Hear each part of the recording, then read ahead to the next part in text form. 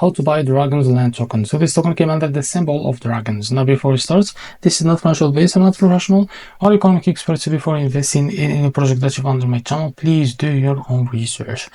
Now this token, as you can see, this it's available on MEXC. Now to be able to buy this token, click on markets. As you can see, you will be able to find this exchange platform called Web3. Now click on this square next to it and wait a few seconds, as you can see here. So after that, click on trade on web3.world. Now first of all, make sure to log into your account on web3.world.